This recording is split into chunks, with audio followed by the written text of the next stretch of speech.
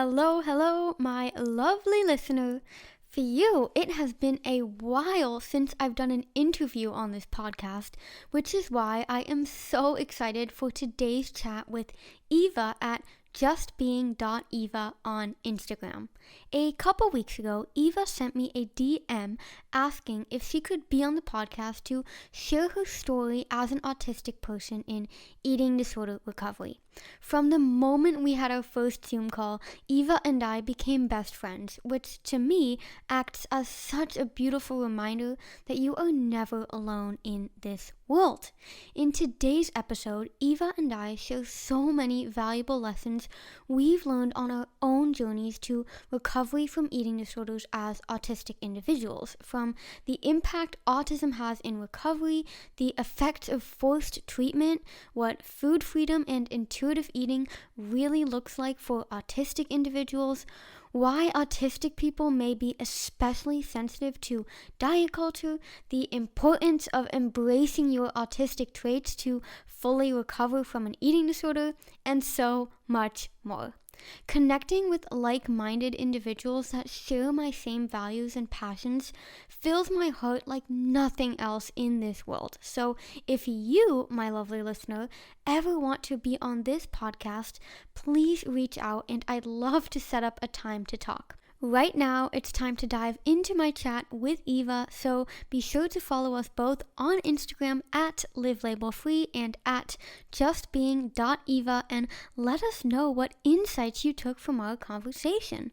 We both look forward to hearing from you and spreading awareness about all things autism and eating disorders.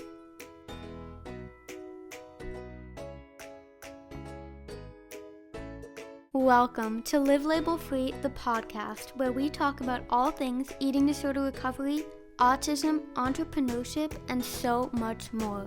I'm your host, Livia Sarah, and my mission is to inspire individuals from across the globe to live a life in which they feel fulfilled and free from limiting labels. I am so excited to have you here and cannot wait to dive into the episode. Hey, Eva, thank you so much for coming on the podcast. I am so glad you reached out to me to record this episode together and am excited to dive into your experience with autism, eating disorders, and to have you take our audience along on your personal growth journey. How are you feeling today?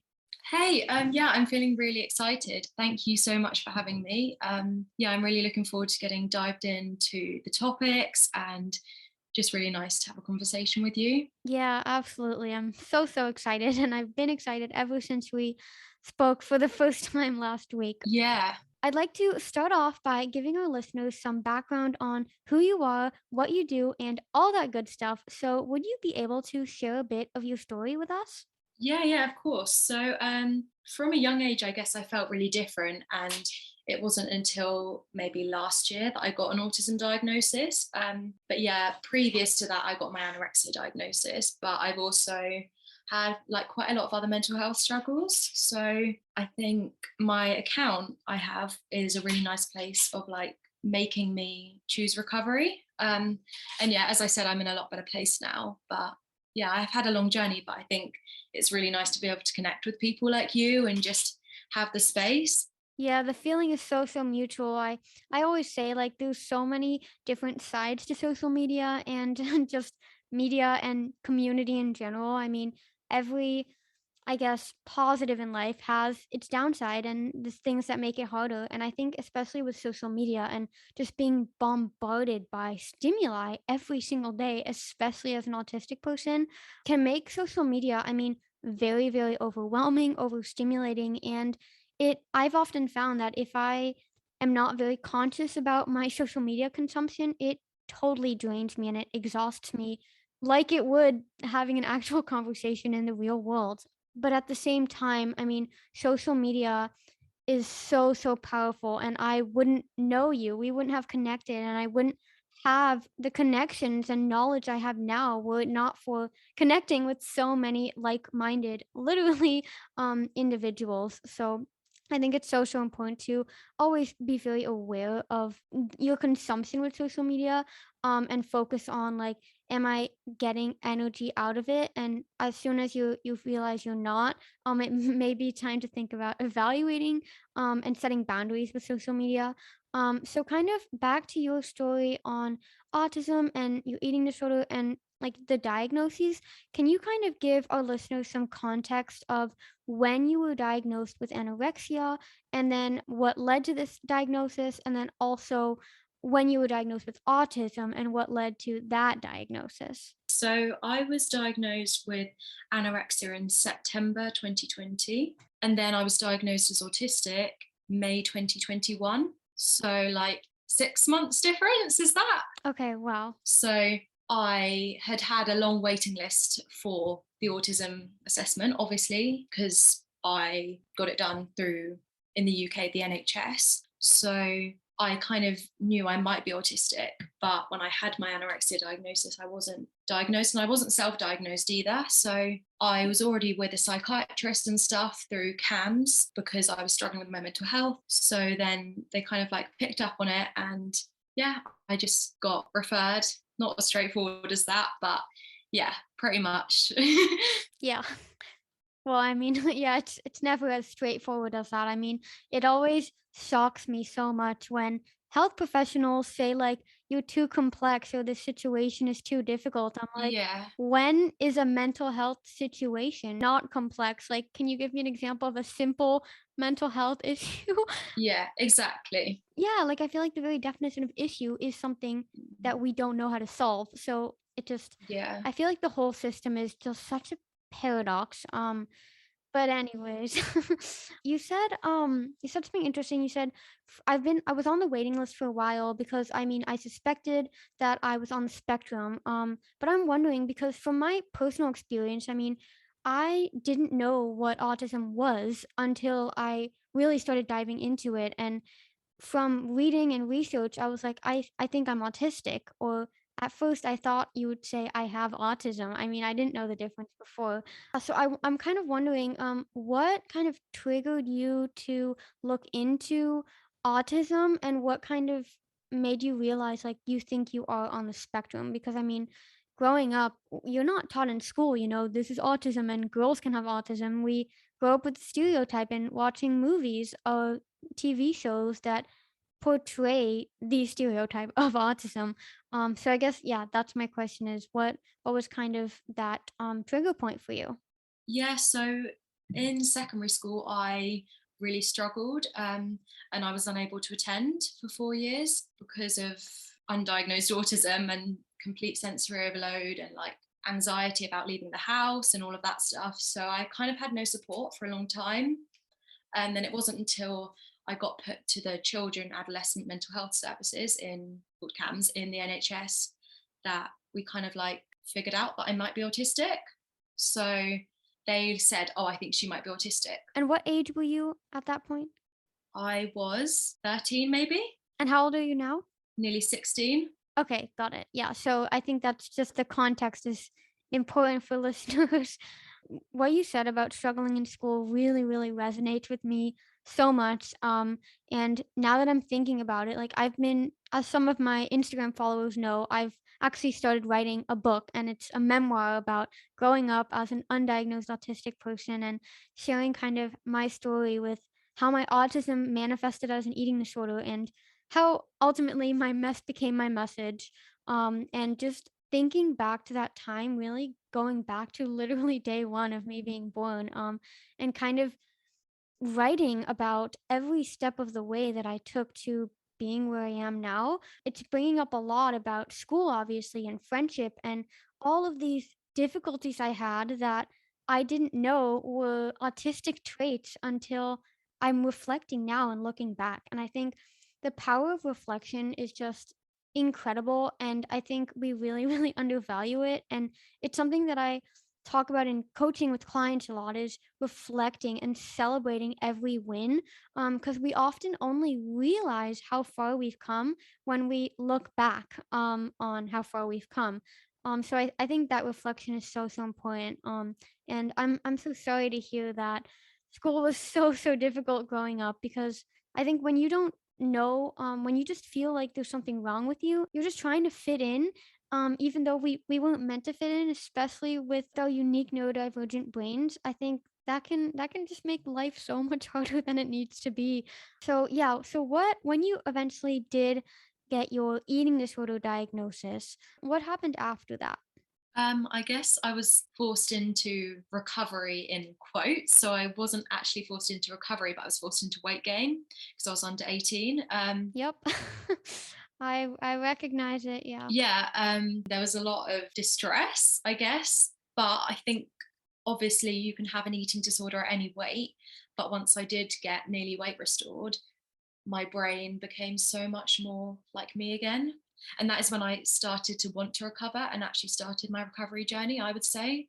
So I think that is like a massive piece of advice. Like, even if you don't want to gain weight and you think it won't get easier, it will, in my experience. No, I think that is so important to share that, because I think when you are very deep in the illness and you are very sick, and you also, just malnourished, I mean, you literally cannot think rationally anymore when you are malnourished because the brain can't function optimally.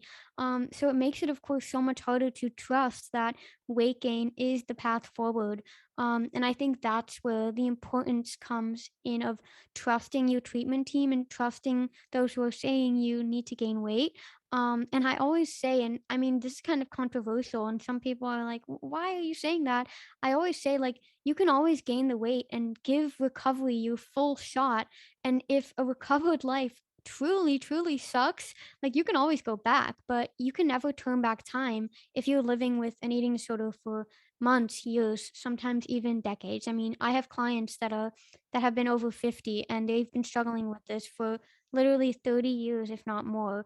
Of course, you can't turn back time, but you can only change what you do right now. I mean, the only moment we ever have is the present moment.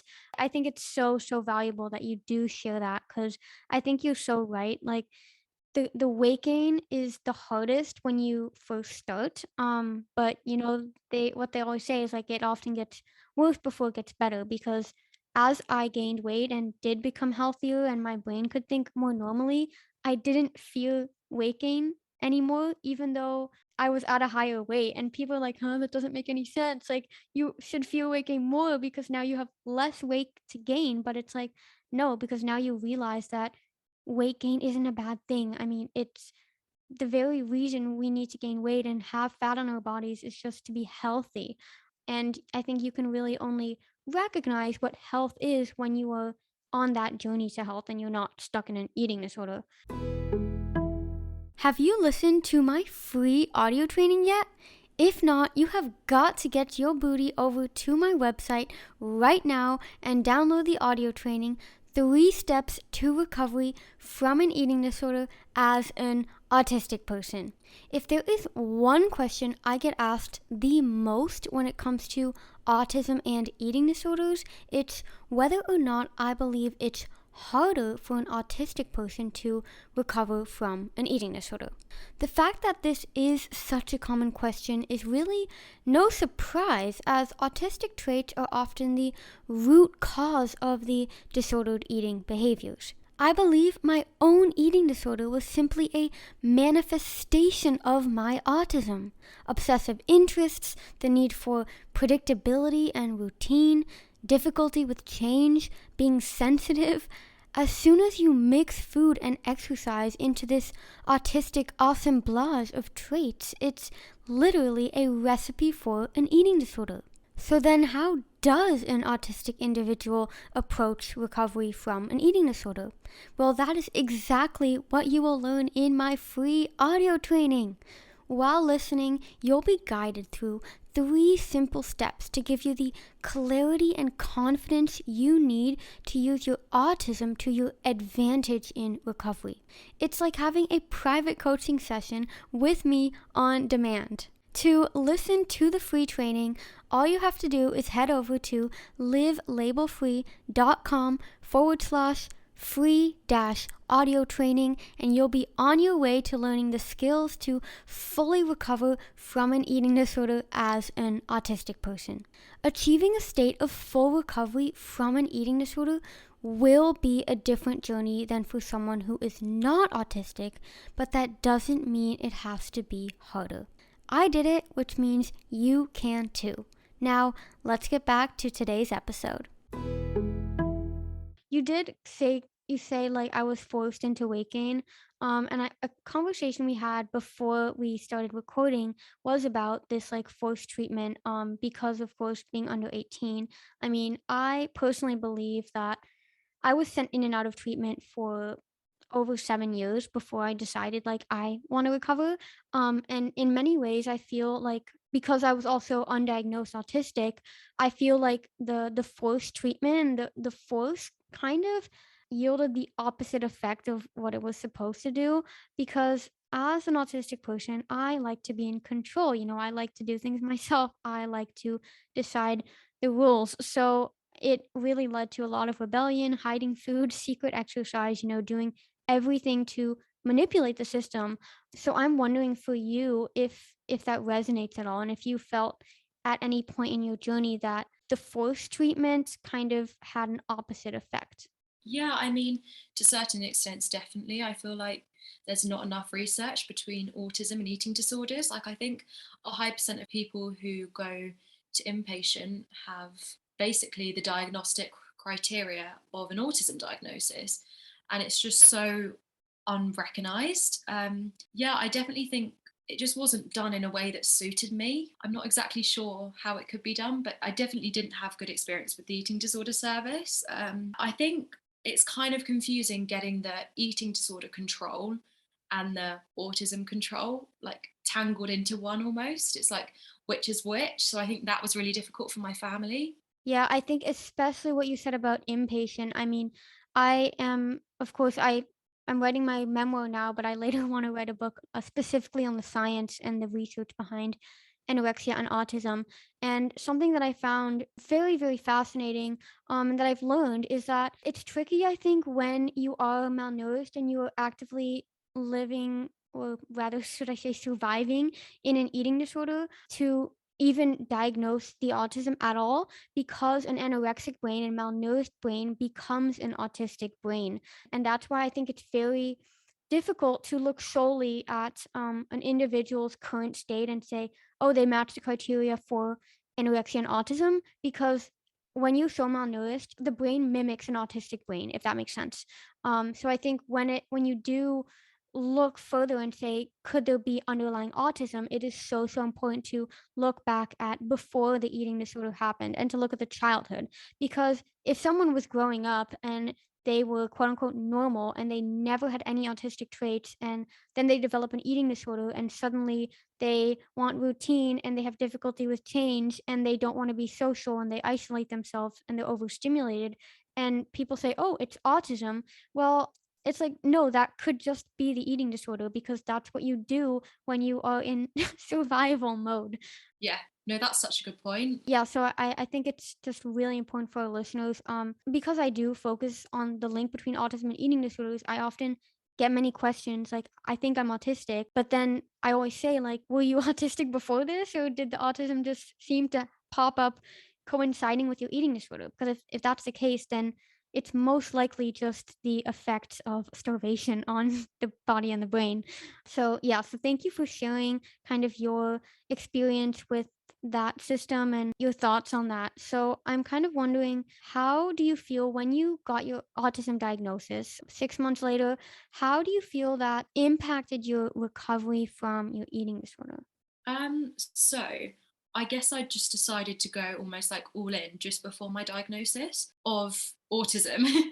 But I think it was a massive turning point for me because I knew that I was different my whole life and I didn't quite know why. And I think it's just that self acceptance and understanding, which obviously isn't straightforward linked to eating disorder or anorexia.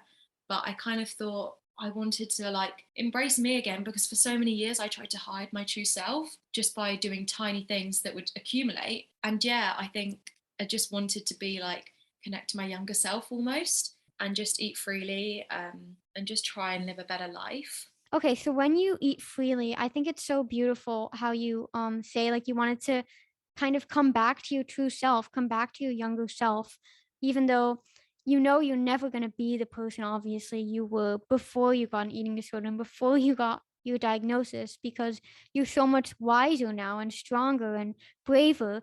But I think recovery almost comes down to discovering yourself, who you truly are, not before your eating disorder, but who you are at your core, maybe before that you even knew who you were when you were a child. And when you say eat freely, I think that concept of like intuitive eating and food freedom is very unique to neurodivergent individuals. I know it certainly is for me because I do like structure and I do like routine and I always have. And I think that's what can make the nuance between recovery for an autistic individual from an eating disorder very different than just recovery for someone who's not autistic, because they may not have those same inklings for routine and structure that your younger self already had. So when you say you want to eat freely again and you want to discover your true self, what do you feel like that looks like for you, and how do you think that is unique to you as opposed to were you not autistic? I feel like, firstly, lots of autistic people struggle with hunger cues. Now, I do experience hunger cues, but I have unreliable ones. And I always have done, but I completely lost them when I was malnourished. But yeah, so I just eat according to my mental hunger. If I'm thinking about food, I'll eat food, which I think you should do in recovery anyway. And I think you should just do anyway. In life, yeah.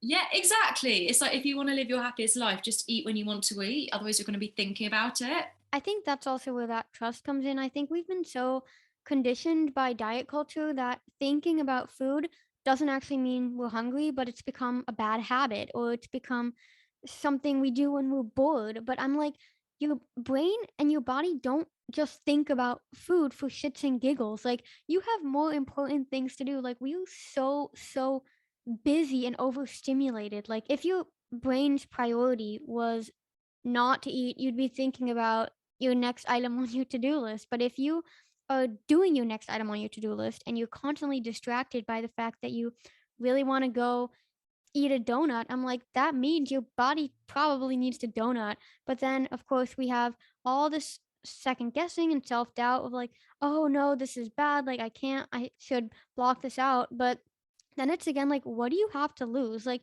the worst thing that could happen is that you go eat the donut and you're still thinking about food. Okay, well, then maybe there's something else going on. But the best thing that could happen, which is most likely the case, is that you eat the donut and move on with your life and can actually focus on what really matters.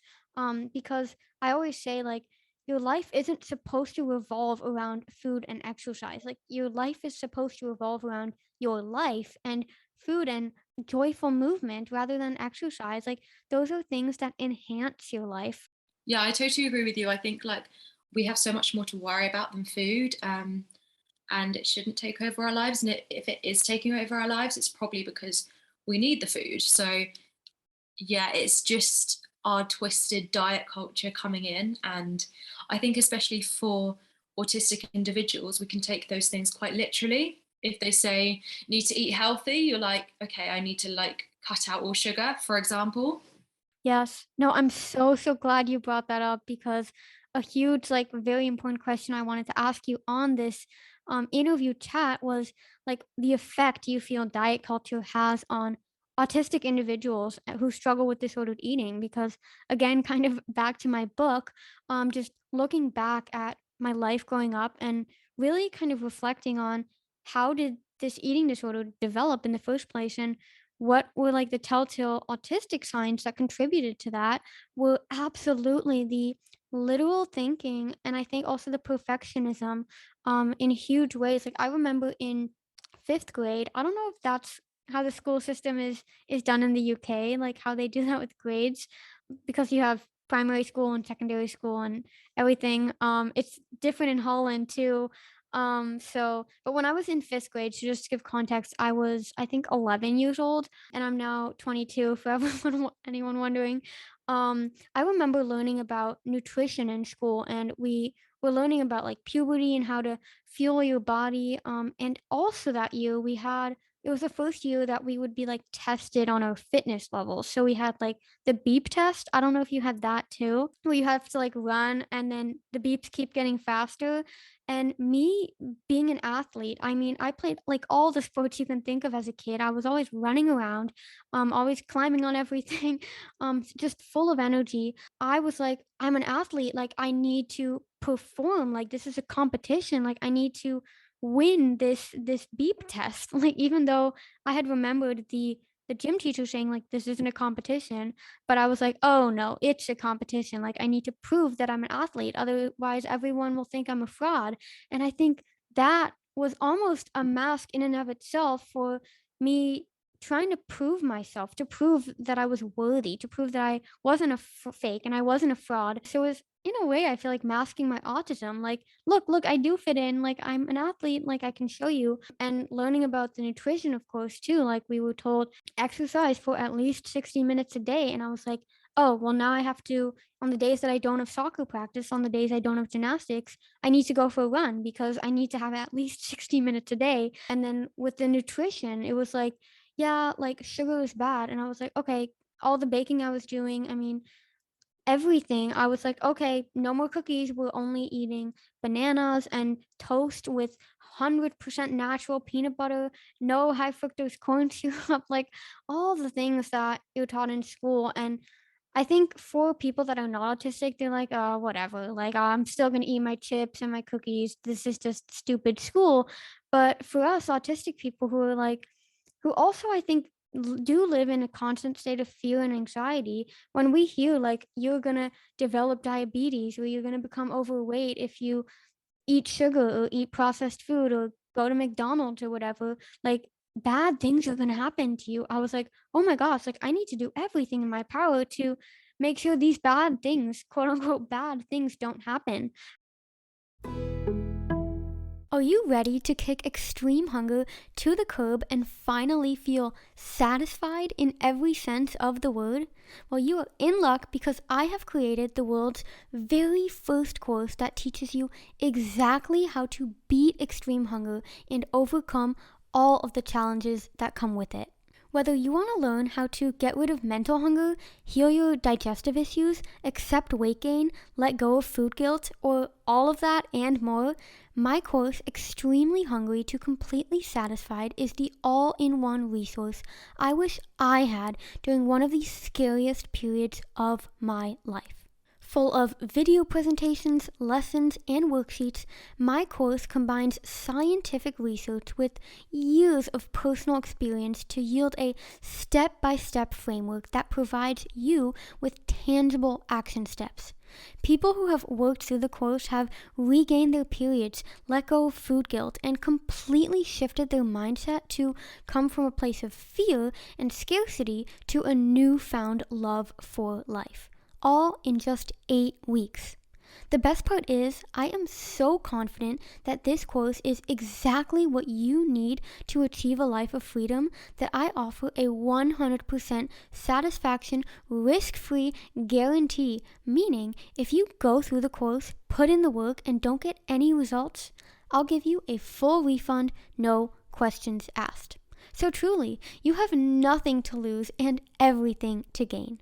Enroll in my Extreme Hunger course today by clicking the link in the description below or visiting the link livelabelfree.com/extreme hunger course. That's livelabelfree, like the name of this podcast, .com/extreme hunger course. I am beyond excited for you to let go of a life that revolves around food and instead gain a life that revolves around your life. After all, you've only got one. Now, let's get back to today's episode. Yeah, kind of jumping to today, my name, Live Label Free, I mean, every day I'm like reminded of why I think live label free is so powerful, because I think a huge part of diet culture, especially for autistic people, is this attachment of good and bad, wrong or right. to the way we eat, to the way we move, to the way we live. Like even with when it comes to working and taking rest, it's like, no, if you are not waking up at 5 a.m. and going to the gym and drinking your green smoothie, you have already missed half of the day and you are behind in life and you are bad. It's like, no, like I always love the quote, we are human beings, not human doings.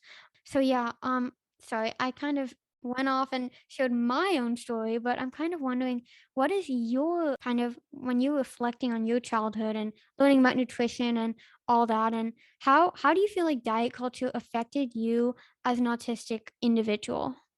Yeah, so I remember in year 6, which I think is the same as grade 5, Because how old were you? about 11. Yeah, yeah. Yeah, I remember we got weighed. Everyone had to get weighed. And looking back at that is shocking. We were given an envelope to open, and my anxiety was like sky roof high. I've never been like the skinniest. I've always been healthy, but I've never been like super petite. So, yeah, that caused so much anxiety. And I wasn't struggling with food back then, but I have always been highly sensitive and I've always super struggled with my self belief and self worth. So, I think that's one of the ways it manifested into an eating disorder.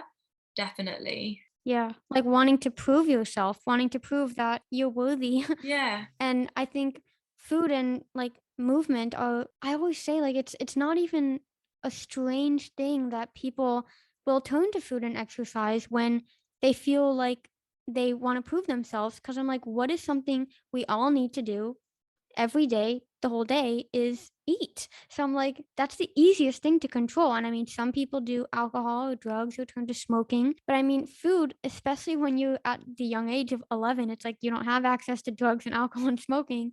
But what do you do have access to? To food. So it's like almost a given that you're going to manipulate that. And what you just said about the weight and the envelope, I realize now too, like that was also a part of this whole learning about nutrition and exercise and getting tested and stuff, is we had to get our height and weight and it was sent in an envelope home. And for me, I feel like that's almost also where it started. I was like, because I have always been very petite and small. I was always like on the lowest growth curve on the chart of at the doctor, which is of course according to BMI, which I now know is complete bullshit. But that became a competition for me because I knew I was on that lowest curve.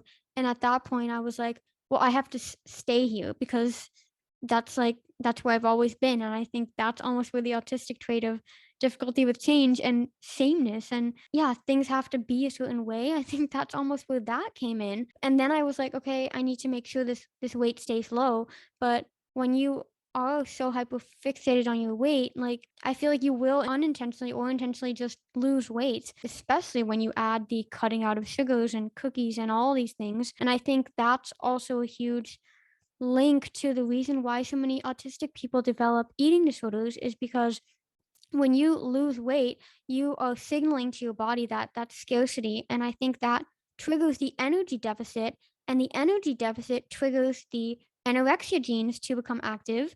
I mean, the rest is history and it spirals.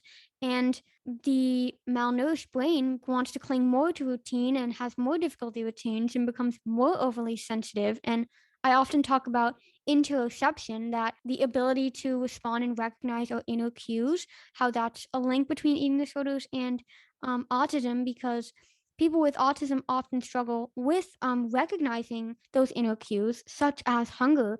And when we are malnourished, the blood flow to the brain is reduced, which makes the insula malfunction. And the insula is a part of our brain that is responsible for the interoception. So you almost become like, I don't want to say more autistic, but like your interoception reduces even more. So you're going to become even more out of touch with your body. And I know I just threw in a ton of science there, but I mean, the science and the research, like, is just so fascinating to me. And just how the brain works, because I think health specialists, yeah, specialists, I'm going to call them, and professionals, I think they often, especially when there's undiagnosed underlying issues, they look at a very surface level. And I think one of the biggest problems in the healthcare industry is someone will come to them saying, I'm struggling with food and exercise. And if this person doesn't meet some sort of weight criteria, it's like, No, like you're just depressed or something. Like, yeah. And I think that kind of not being validated, not being seen, of course, leads to the worsening of the problem. And I think is enhanced for autistic people that already feel unseen and feel like they can't be who they are, which makes them turn to food and exercise even more. And it's just like a downward spiral. And the healthcare system is just so fucked up. It's the best way I can describe it. And that's honestly the reason I'm writing my book and the reason I do the work I do and work with people and coach clients is because everyone deserves to be understood and to be heard and to have someone that wants to help them and that knows how to help them and doesn't say, yeah, this is too complex, by go figure it out. Or like for me, this was before my autism diagnosis. When I was diagnosed with anorexia, I was at the same time diagnosed with depression, and all of the clinics I went to, it was like, oh, you have anorexia and depression, well, fix your depression first, then come back for anorexia.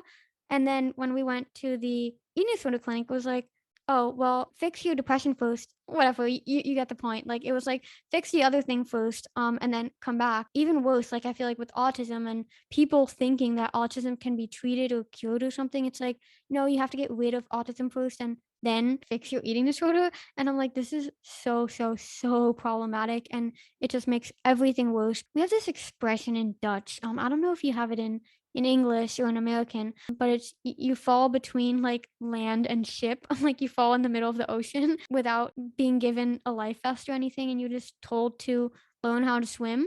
And yeah, that's like I said, the reason why I do the work I do today is because I want to show people, and I think that is so beautiful and valuable. And having these conversations with you and other people that have similar experiences is that even if you're autistic, recovery from an eating disorder is still possible, but you just need the proper guidance and tools and someone who understands and someone who's willing, and I think most importantly, believing in you, and of course, you believing in yourself too. Because I also often say, like, the first step to achieving is believing you can do the thing, because no one ever succeeded at anything by already having decided that they were going to fail.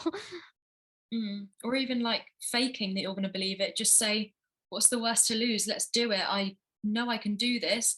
And worst case scenario, you can't do it. But if you keep going with recovery, you will be able to do it. Eventually, it just is a long process. Like, no one would say to someone who was diagnosed with cancer, oh, just start drinking more water. And if it gets worse, we'll see you in a couple of years, and it's not that dissimilar. So, Yeah, no, I completely agree what you said. It's like, what do you have to lose?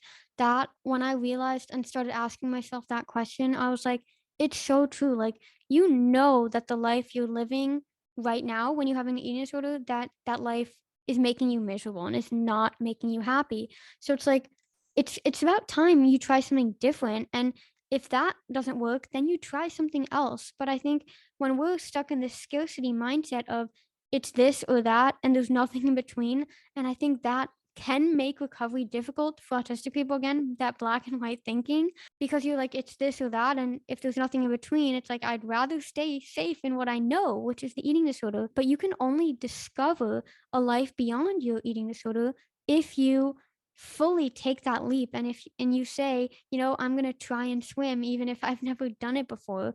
But there's this quote by Pippi Longstocking that's like, I've never done it before, so I'm sure I can do it.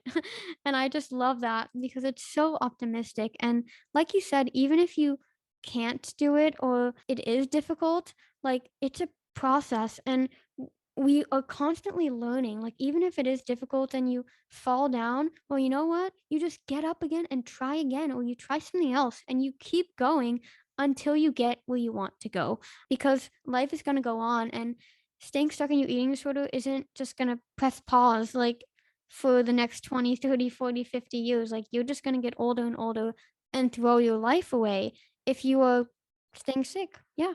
and if you think about yourself in however many years, say 20 years, you don't want to be still stuck in anorexia or a mental illness or something worse. You want to be living a happy life. And even if you do feel like your eating disorder is like a safety net, it's actually not. Your eating disorder is trying to kill you slowly. And it is a liar, it's manipulative. Yeah, what you said about it being manipulative, I always like to compare an eating disorder to like a virus and saying it like it takes all your strengths and it uses you as its host to manipulate and multiply and ingrain itself into your life and pretend that it's what you want, where actually it's just using you to get what it wants, which is to make you small and make your world small, literally and figuratively, and live a life of misery. So that's why I think it is so incredibly beautiful what we are both doing, showing up on Instagram and social media and showing up on this podcast today and spreading not only awareness about this link and about autism and eating disorders separately, but also acceptance for autism and just illustrating this idea that you can be neurodivergent and you can be mentally unique. I mean, we all are, even if you aren't neurodivergent, we are all so different, and that full recovery is possible, but only if you are willing to make it possible, only if you are committed to choosing to live. So with that said, I kind of have some last questions for you, and that one of them is what has helped you the most when it comes to recovery as a neurodivergent individual? Yes, so as I mentioned previously, definitely getting my autism diagnosis. And then I guess just trying to change my perspectives on food over time. And this isn't just like a quick fix. And obviously, it's not, yeah, something you can just change instantly. But I think the more you feed yourself, the more your perceptions of food will change. And you'll stop labeling foods good or bad. And again, it comes back to the black and white thinking. That's something that I personally fall into the habit of a lot. The world isn't black and white, it's practically never black and white. It's a color spectrum. I mean, I love to say that the world is almost like the autism spectrum is that, the whole range of colors, it's the entire rainbow. And autism is also a spectrum. Like, no one person who's autistic is better or good or bad or is better than the other, just like no way of life or no point of life or no food is good or bad. Like, it's all different and everything has its own unique qualities. And that's what makes the world so beautiful is that everything is different. Because if everything was black or white, if everyone was the same, the world would be hella boring. Yeah, and you don't want to be like everyone else anyway. That's, I think, the biggest lesson to learn. Like, you are your own individual person. So there's no point of trying to fit in to be everyone like everyone else. Like, people are going to talk about you behind your back anyway. People are going to judge you anyway. So whether you're the kindest person in the world. Yeah, and I mean, we wouldn't even be having this conversation if we were like everyone else because there would be nothing to talk about. So with that said, yes, I mean, I'd like to have our listeners learn more about you and your Instagram. So how has documenting your journey on Instagram helped you? And what is your handle name so people can find you too? Yeah, so my handle name is at justbeing.eva. So it's all about, as I mentioned, yeah, connecting autism and mental health, but all things in between. And it's really helped me to connect to other people like you, and I guess put my recovery first and prioritize that. And then I find looking back at my own posts and other people's really beneficial to me, and actually realizing, oh, I've written these words. I believe this once. If I've gone through a dark patch, I wrote that last night. So I do believe it's true, if that makes sense. Like, knowing that I have hope, even if I lose it at some points. Yeah, I think that again is that power of reflection. Like we only know how far we've come when we look back and see how many steps we've taken because success or progress does not happen overnight. It's not a single step. It's consistent steps over time. I think that's at its core what living your life to the fullest is constantly reflecting and saying asking yourself what do I want and what do I have to do to get there. That's what living your life is, but also of course recovery is who do I want to be and how do I want to live and what action no matter how hard do I have to take to come closer to that. And like we said with the weight gain, like it will get worse before it gets better often. But when you persist and you keep going and you keep that goal in mind, you're going to come so far. And before you even know it, you're going to look back and think, whoa, I could have never done that a year ago. Yet look at me now, just doing it without even thinking. Yeah, I always say to my family that I literally don't recognize myself when I was deep in anorexia. I do not recognize myself. Firstly, like I lost my personality, I lost my laugh, I lost my hair, I lost my just happiness. And then obviously, like I don't recognize my physical being, but it's so much more than that. I feel like I just lost me, like I lost Eva. So even if it is taking away that safety blanket, yeah, it's so worth it. Yeah, and I love that. I think that's such a beautiful way to close is that we lose ourselves, almost to find ourselves again, by taking conscious action to do that and to come back to a true identity. And if not come back to, really to discover our true identity. So, are there any last words you wanted to share before we wrap up this episode? Yeah, I think if not now, when? You could always put off recovery, put it off, and be like, I can do that when I'm X weight, when I'm this, whatever. Well, that it's just lies. Like, if you have that mindset, which you obviously do when you're suffering from an eating disorder, it's not just going to magically be okay when you get to that goal. So, if not now, when? Just chuck yourself in at the deep end, is my advice. And after a few moments, you'll be able to breathe again.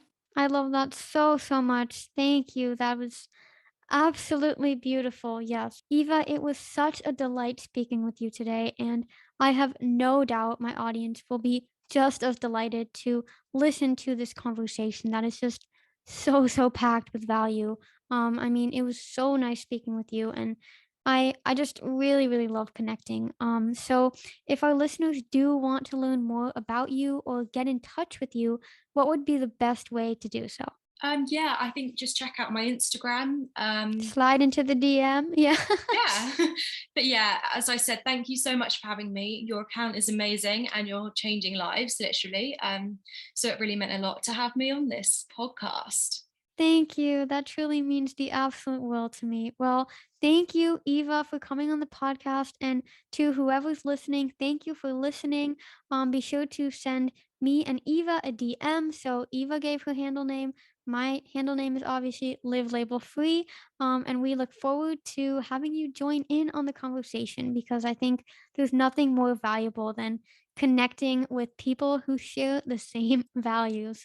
All right. Well, we'll talk to you in the next episode. Bye. Bye.